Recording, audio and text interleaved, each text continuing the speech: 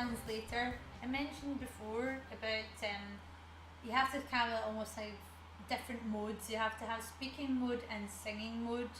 It can be really confusing. We're looking at sheet music. Sometimes it's difficult to know how to translate the words or the phrases into making something that's easier to sing. A lot of it is about using the vowels to fill up the spaces that you have, to think horizontally over the phrases rather than vertically, but also looking at words that can be really difficult to sing. It's something that I said in one of my blog posts, I think, is that singing in English is hard. It really is. There's certain parts of English that are difficult, that aren't helpful for a singer. There's words, in particular words, that they're just so difficult to sing, and it's knowing how to adapt them.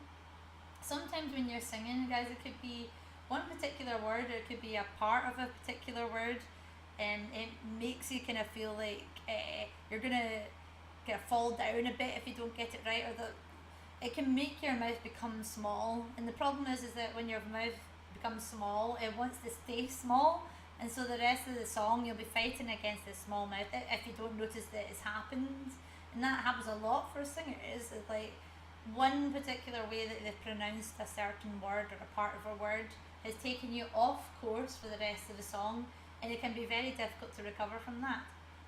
One of the things that is really difficult for singers is diphthongs. A good example is the word I, as in myself, because that's a diphthong. It's probably the most common diphthong I would guess that you'd see in a song. So if you're ever not sure about whether or not a word is a diphthong, say it really, really slowly. So I'll do it for the word I. You can hear it, you got the A and the E right beside each other. This is what we're talking about. That's really difficult to sing. So the exercise that I'm going to show you just now is getting you into the habit of knowing how to adapt the diphthongs.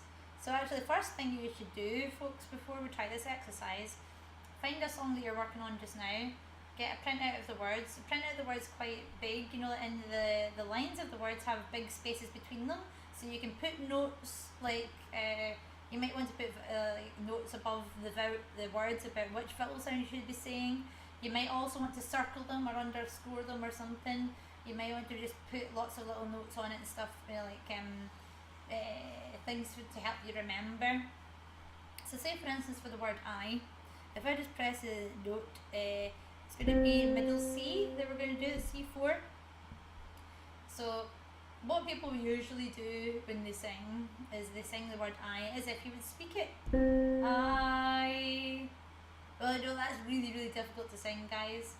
Because of all the movement involved, what you're trying to do when you're making phrases tie together, you almost want to make all the vowel sounds be as similar to each other as possible. The more that you can do that, the easier it is to flow through the phrases with confidence. So what do we do to adapt diphthongs?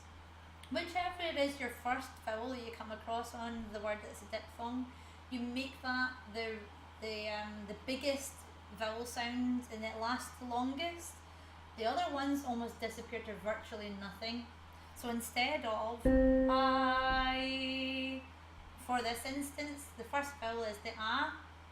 So the second vowel is the E, would be tiny. So your first vowel really, really big, and the E, the second vowel, disappears to virtually nothing. It's like a tiny little amendment right at the very end. So instead of I, if we amend our diphthong, so the first vowel is really prominent, I. So an exercise for you is to try it with different words. I've got a little list here that I'm going to look at. So first one is for I. We're just going to stay on middle C. It doesn't really matter what note that we work on just now. It's all about perfecting, getting the right vowel, making it really prominent and the rest of them really small. So let's try another one. The next word I've got here is mine, as in this toy is mine or something. That's difficult because you've got the I in the middle again. So instead of mine, we should amend it to prominent A, mine. So this time I want to try and do it with the metronome. If I do I and then mine, Then you get the idea. We can do it for different words. I, mine. Yeah, it can make a big difference. If I go to some different words that have different vowel sounds, so say for instance, later on here, I've got the word third. That's quite difficult because you've got third. It's like an R in the middle. Yeah. So instead of third, right, we're going to change it. Third. Can you hear the difference there? Let's try another one. Last one that I've got here in my list is pounce. So instead of pounce, we've got now in the middle. That's a tricky one, isn't it? Let's do it with the metronome. Remember, we're adapting it, so the first vowel is a lot more prominent. Pounce.